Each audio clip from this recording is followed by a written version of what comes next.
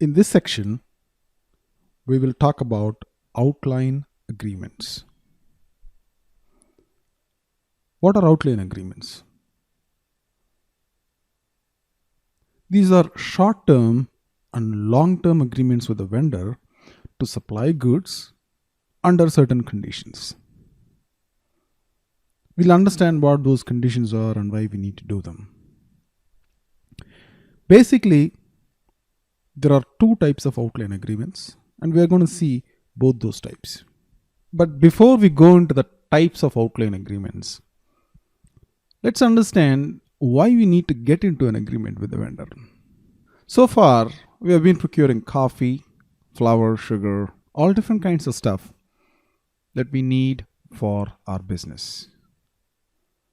We have been procuring them for the Chicago plant. This is my Chicago plant. And if I expand my business, I could do more plants in Chicago. Chicago 2, Chicago 3, so on, right? I could establish more coffee plants in different parts of Chicago or spread out into Illinois, the state. Or I could establish a shop in San Francisco. It depends on where my business leads me. Now, let's say I'm still headquartered in Chicago, but I have shops in multiple places in Chicago and in multiple states as well, right? Say I have 10 shops, 5 shops in Chicago and 5 shops in San Francisco. Now, sitting in Chicago, I'm procuring goods for Chicago as well as San Francisco, right? And I'm doing this from the purchase org US01. That's the purchase org for which I maintain the prices, I maintain vendors, I maintain all the different data that's required for procurement. Now, this assumes that I'm doing procurement for all these different shops that I have or plants that I have, assuming each shop is one plant. It need not be that, but let's assume that for simplicity, right? All the procurement is done from Chicago using purchase org US01. What does that mean? That means it's one centralized purchasing area for all the shops and plants that I have. So this mode of doing purchasing is called centralized purchasing.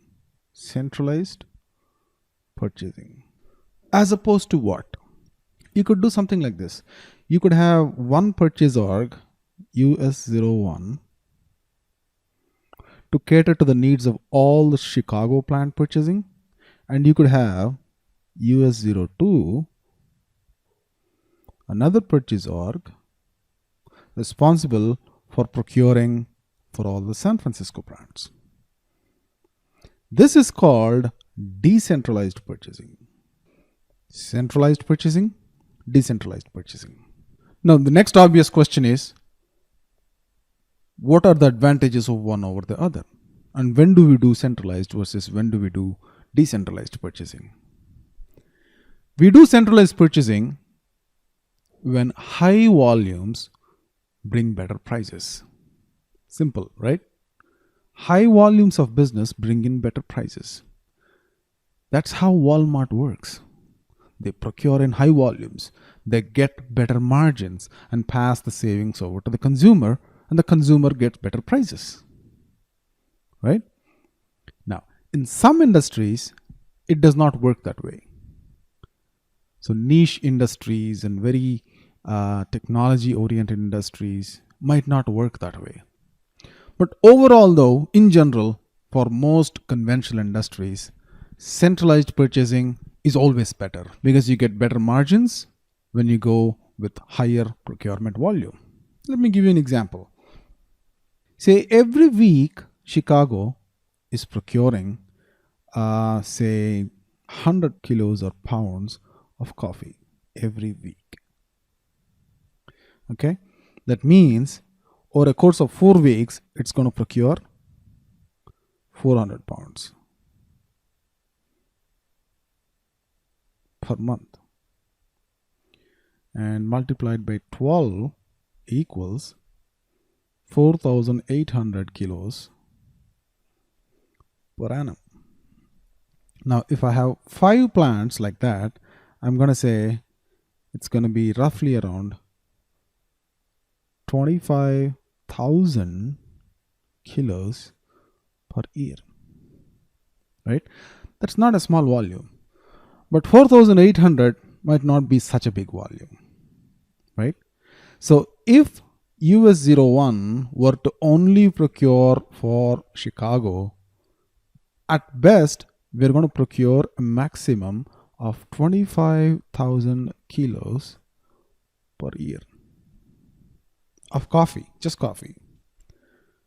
And this guy says San Francisco also procures 25,000 kilos per year. Combined together, we have a volume of 50,000 per year.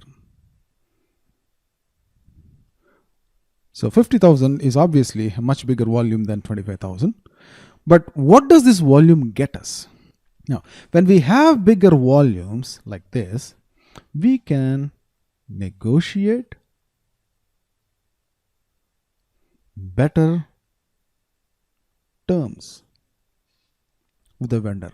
Now, I'm not just saying price, I'm saying better terms, because terms could mean better price, better shipping, better payment terms,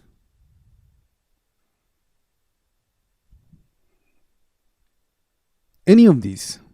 Now let's see how a typical negotiation happens and what are the tools that the purchasing manager has to do this negotiation. So the purchasing manager sitting in Chicago calls up the vendor 4001 and says, I want to negotiate better prices. Can we sit together? All right. He either comes over to our plant or we go to the vendor's place. And before going there, the purchasing manager prints out a sheet from SAP. It's called as the buyer's negotiation sheet.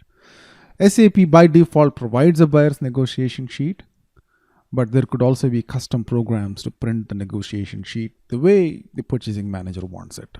Okay. So what is this negotiation sheet? We go to logistics, material management, purchasing. Under master data, info record, there's something called as a buyer's negotiation sheet. What is a buyer's negotiation sheet? So it gives a history of all the materials, their volumes, their prices purchased from a particular vendor or by material. Now, let's look at the sheet by vendor, because we have called vendor 4001 ABC Foods for a negotiation.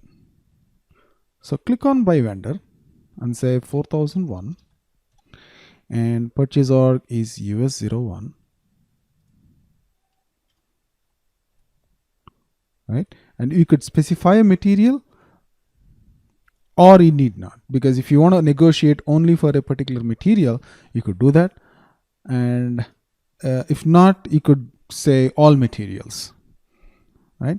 And output on screen, click OK. So this is a sample buyer's negotiation sheet. It need not always be this way. This is something that SAP provides out of the box. Okay. So what does it say? It says these are our payments for the that we do for the vendor. These are the total amount of POs that has been purchased, 9,120, and then the materials that we have purchased from this vendor. So far we have procured 710 pounds and the total price is $6,900 and the delivery time is 5 days. The last order price is $875, right? So things like this. This is a different material, coffee bean 03. So we didn't select a material, right? So it's giving us a list of all the materials procured from this vendor, at what prices they've been procured, what is the total that we have been procuring from day one. If we specify a date range, it will give us all the procurement happening within that date. If not, it defaults all the way from the beginning. So, what does this sheet give us? So, if I'm the purchasing manager, I take a printout of this, go sit with the vendor and say, hey, you know what? I've been procuring 700 pounds and I've spent $7,000 or $6,800 on procuring coffee from you. And I'm going to open 3 more shops, or I have opened 5 more shops already, and the volume is going to go up by so much. And the price that we are doing currently is so much. And now my request is I want a better price. The more volume you do, the better price you can negotiate. Think of Walmart. So here is me, the purchasing manager.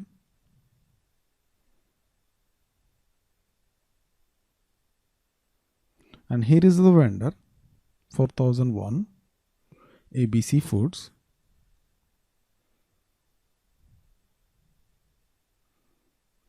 And I take a copy of the buyer's negotiation sheet, which has the list of products and all the prices and the total volumes. Like, I've procured 710 pounds and the total I've spent is $7,000, right? So the buyer's negotiation sheet helps me, have the stats right when I talk to the vendor. Now, like I said, we're going to open more shops, right? That means we need more volume. So I'm going to ask the vendor to reduce the price because I'm going to procure, say, 50,000 pounds of coffee in the next year or in the next 6 months.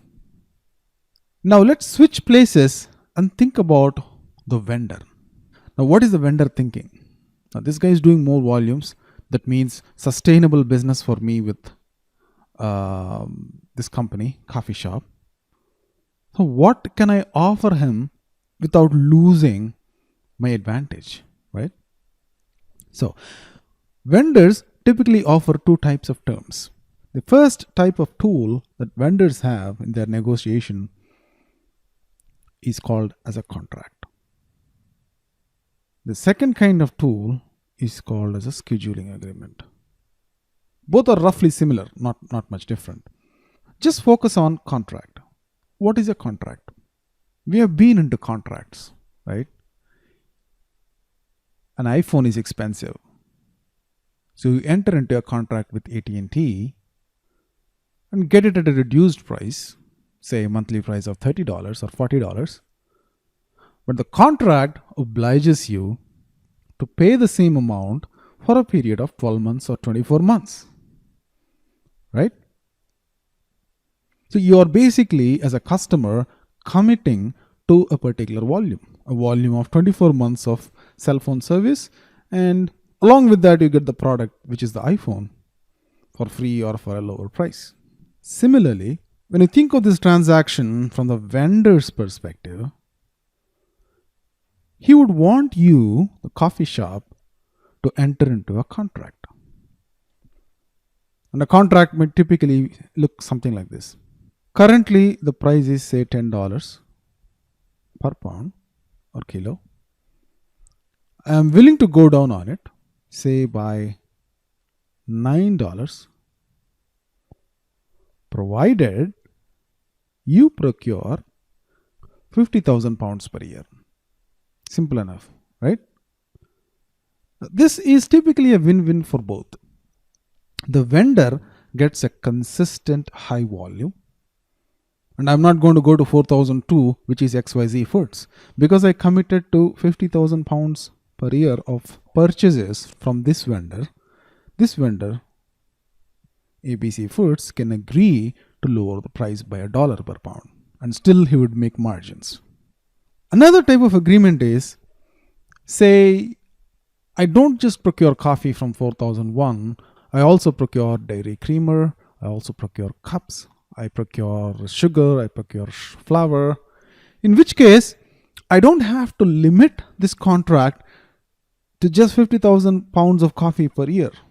I could say, do a business of, say, 500,000 per year, dollars per year, And it could be anything. It could be coffee, it could be flour, it could be sugar. And with that volume, I'm going to give you coffee at $9 per pound, sugar at dollar, say the regular price is 4, and I'm going to give you at $3 per pound, so on and so forth. So these are the two major types of contracts that vendors and companies get into. This kind of contract is called a quantity contract, and this is called a value contract. So two types of contracts: quantity contract, value contract. So let's quickly go through what we have learned here. Our business has been growing, and we have started putting more plants in Chicago, meaning more shops in Chicago, the coffee shops. And there could be another purchasing manager sitting in the San Francisco plant, and he could be procuring for the San Francisco shops, and another one in the Chicago shops. That mode of purchasing is called decentralized purchasing. An alternative to it is centralized purchasing, where one purchase org is responsible for procuring for multiple plants. Chicago, San Francisco, any other cities that we open our shops. And what's the advantage of centralized purchasing? Because centralized purchasing increases volumes, because all shops are going to be purchasing from one single window, right? So you can negotiate better terms. By better terms, we meant better price, better shipping terms, better payment terms, better Inco terms, any of those. Anything that is advantageous to the company. One of the tools that the purchasing manager has is called as a buyer's negotiation sheet, which is a report out of SAP that just gives you accumulated lists of volumes and values.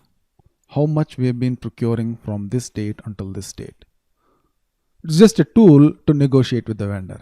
And now, from a vendor's perspective, because we are offering increased volumes in sales, vendors typically tend to go for a contract with us. So contract could mean committing to more volume or committing to more value. When you commit to more volume, it's called quantity contract. When you commit to more value, it's called value contract. In the next chapter, we'll create quantity and value contracts in SAP and see how we can proceed further with these contracts.